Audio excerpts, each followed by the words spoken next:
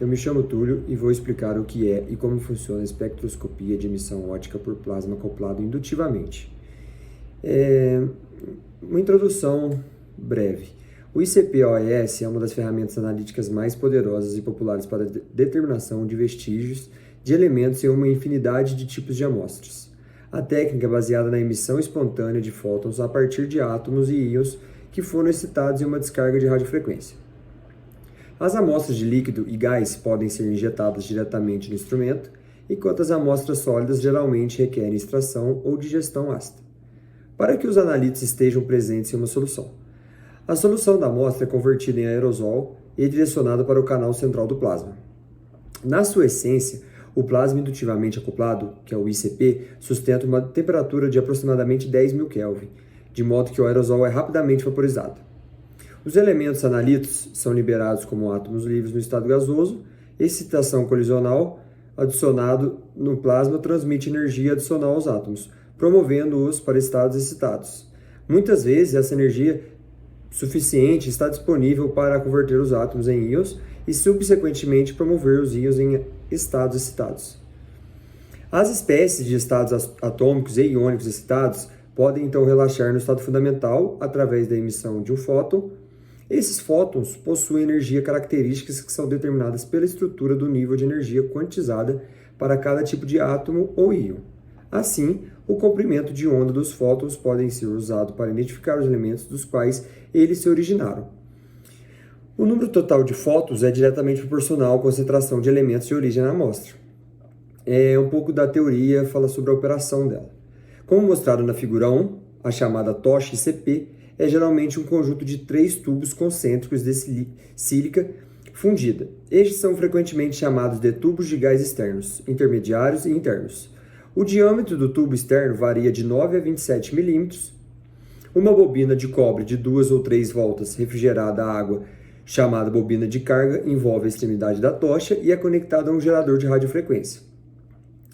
O fluxo externo de argônio sustenta o plasma de alta temperatura e posiciona em relação às paredes externas da tocha, e a bobina de indução, impedindo que as paredes derretam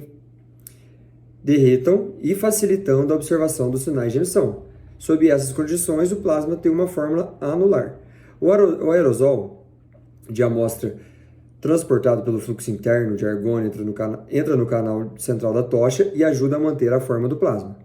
O fluxo intermediário de argônio é opcional e pode servir para diluir o fluxo interno de gás na presença de solventes orgânicos ou empurrar o plasma levemente para longe da extremidade do tubo de amostra central, melhorando a transferência de energia do plasma para o aerosol da amostra. O gás titular desempenha um papel importante ao executar amostras de sólidos dissolvidos totais e solventes orgânicos. Impede a deposição de sal e partículas de carbono na tocha e nos preóticos. Agora, a parte de características. As principais vantagens analíticas do ICP sobre outras fontes de excitação se originam de sua capacidade de vaporização, atomização, excitação e ionização eficientes e reproduzíveis para uma ampla gama de elementos em várias matrizes de amostras. Isto se deve principalmente à alta temperatura, que é entre 6.000 a 8.000 kelvins. Nas zonas de observação do ICP, que é muito inferior à temperatura máxima de chamas ou fornos, que no caso é 3.300 Kelvin, a alta temperatura do ICP também permite excitar elementos refratórios e o torna menos propenso a interferências na matriz. Além disso, o ICP é uma fonte sem eletrodo, portanto, não há contaminação pelas impurezas presentes no material do eletrodo. Agora, sobre a introdução das amostras. Um sistema de introdução é usado para transportar uma amostra para o canal central do ICP, como gás, vapor, aerosol de gotículas finas ou partículas sólidas. Os requisitos gerais para um sistema ideal de introdução de amostras incluem comodidade para amostras em todas as fases, no caso sólida, líquida ou gasosa, tolerância a matrizes complexas, capacidade de analisar quantidades muito pequenas, entre 1 ml ou 50 mg, excelente estabilidade e reprodutibilidade, alta eficiência de transporte, simplicidade e, um dos principais, baixo custo. Os métodos de introdução de amostra mais populares são os nebulizadores e geradores de hidreto. Vamos falar agora dos nebulizadores. Os nebulizadores são os dispositivos mais usados para a introdução de amostras e soluções no ICP-OES. Com o nebulizador, a amostra líquida é convertida em aerosol e transportada para o plasma. 3 tipos de nebulizadores pneumáticos são mostrados na figura 2, que é o nebulizador concêntrico, o de fluxo cruzado e o nebulizador Babington. Agora sobre a geração de hidreto. A geração de hidreto é uma técnica de introdução de amostra muito eficaz para alguns elementos. Esses elementos incluem arsênico, bismuto, germânio, chumbo, antimônio, selênio, estânio e telúrio. Neste método, a amostra em solução de ácido diluído é misturada com um agente redutor, geralmente uma solução de borhidreto, em hidróxido de sódio diluído, né? A reação do borhidreto de sódio com ácido produz hidrogênio. O hidrogênio reduz os íons metálicos de analito a hidretos, que são gasosos a temperatura ambiente. As reações químicas são mostradas nas equações 1 e 2, onde E é o elemento de formação de hidreto de interesse. As vantagens da técnica de geração de hidreto incluem o seguinte: separação física do analito de possíveis concomitantes que interferem na matriz, maior eficiência que a nebulização pneumática convencional, capacidade de especiação inorgânica e ou inorgânica e facilidade de automação quando usado com injeção de fluxo de técnicas, né? Por outro lado, várias desvantagens dessa técnica podem incluir interferências dos contaminantes que reduzem a eficiência, reações lentas necessitando de aprisionamento de hidreto antes da introdução, controle crítico de condições experimentais com pH e concentrações de reagentes e fatores influentes extras, como o estado de oxidação do analito de interesse. Falar agora sobre a configuração da tocha. A emissão atômica do plasma é amostrada para medições espectrométricas. 2 configurações podem ser empregadas para observar a emissão do ICP. Uma é referida como visualização radial ou lateral do plasma, e a outra é conhecida como visualização axial ou final do plasma. Um terceiro modo de visualização é a combinação desses 2 modos básicos e é conhecido como visualização dupla. Todos estão disponíveis comercialmente e cada um deles tem vantagens e desvantagens. Vamos falar sobre a vista radial, que é o modo de operação clássico do ICP-OES. Na visualização radial, o plasma é operado na orientação vertical e a zona analítica é observada do lado do plasma. Isso imita a orientação clássica de visualização para a emissão atômica de uma chama. A visualização radial restringe o volume de observação à distância através do diâmetro do plasma. Como esse comprimento do caminho é limitado, a sensibilidade também é limitada, assim como os efeitos de potenciais interferências espectrais e de fundo.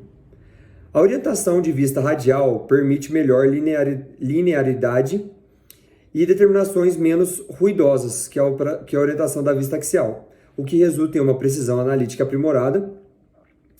Essa visão radial também sofre menos efeitos matriciais, pois podem ser coletados sinais analíticos de regiões ótimas específicas do plasma.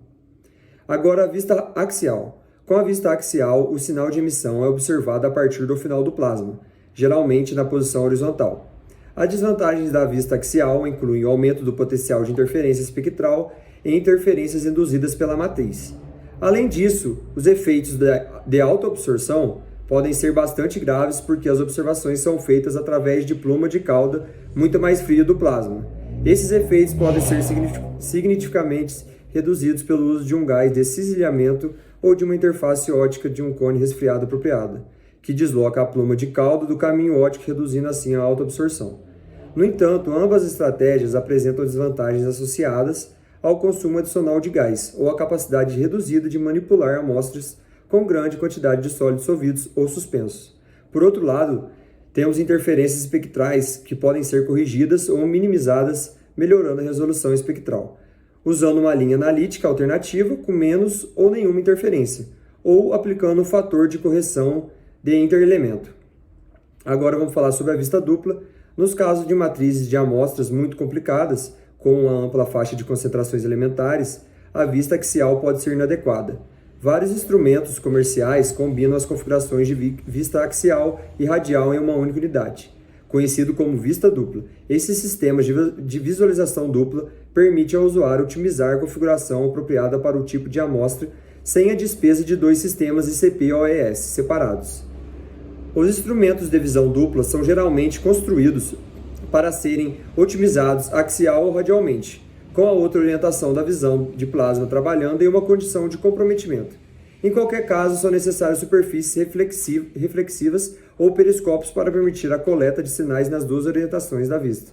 Os instrumentos convencionais de dupla visão requerem pelo menos duas leituras sequenciais de amostra para cobrir as vistas de plasma axial e radial. Dependendo do design de instrumentos, são necessárias até 4 leituras, o que deteriora o rendimento analítico. Como alternativa, um computador espectral dicróico pode ser usado para selecionar e combinar radiações de ambas as vistas, permitindo que comprimentos de ondas de emissões específicas sejam refletidos e transmitidos ao detector. A configuração vertical síncrone de vista dupla, que é essa figura 5 aqui, permite a determinação de elementos em altos níveis de concentração, por exemplo, macronutrientes, simultaneamente aqueles em níveis vestigiais. A aquisição simultânea permite análises mais rápidas e menor consumo de argônio do que outras configurações duplas, de visualização dupla, no caso. Vamos falar um pouco sobre a detecção de emissão, O ICP-OS é caracterizado por espectros notavelmente ricos. Por exemplo, os 70 elementos mais comumente determinados pelo método dão origem a pelo menos 70 mil linhas totais de emissão na faixa de comprimento de onda de 200 a 600 nanômetros. Uma consequência dessa alta densidade de informações espectrais é a necessidade de alto poder da resolução. O sistema dispersivo de baixa resolução, normalmente empregados com espectrômetro de absorção atômica, não serão suficientes. As interferências espectrais ocorrem nesse caso, mesmo que apenas um pequeno número de elementos esteja presente em concentrações moderadas na amostra. Uma resolução muito mais alta é desejável no ICP-OS, com passa-banda espectral igual ou inferior a 0,01 nanômetro. Se possível, tradicionalmente, esse grau de resolução é alcançado usando monocromadores de grade plana com grandes distâncias. A figura 4 mostra uma grande difração plana. O normal para as superfícies da grade N é mostrado como uma linha tracejada. Um raio de luz incidente na grade se aproxima no ângulo alfa, medido em relação a N. O raio difratado deixa a superfície da grade no ângulo beta. Raios paralelos atingindo a grade em diferentes facetas de ranhuras adjacentes viajam a uma distância diferente antes de alcançar uma posição comum além da grade. Se a diferença na distância percorrida for um múltiplo do comprimento de onda de luz gama, incidentemente na superfície da grade, os raios sofrerão interferência construtiva. Caso contrário, ocorre interferência destrutiva. Agora sobre o desempenho analítico. As regiões ultravioleta e visível do espectro eletromagnético são mais comumente usados para espectrometria atômica analítica. No nosso caso, o número de elementos que podem ser determinados está relacionado à janela de comprimento de onda que pode ser coberta pelo sistema óptico. O número de elementos que podem ser medidos pelo ICP-OS geralmente é superior a 70 de um total de 92 elementos que ocorrem naturalmente conforme listado na tabela 1. A determinação rotineira de 70 elementos podem ser realizados pelo ICP-OS em níveis de concentração abaixo de 1 mg por litro, como pode ser visto na tabela 1. Quase todos os elementos de ocorrência natural, com exceção do hidrogênio, oxigênio, flúor e gases inertes, podem ser determinados pelo ICP-OS. Então é isso, agradeço pela atenção.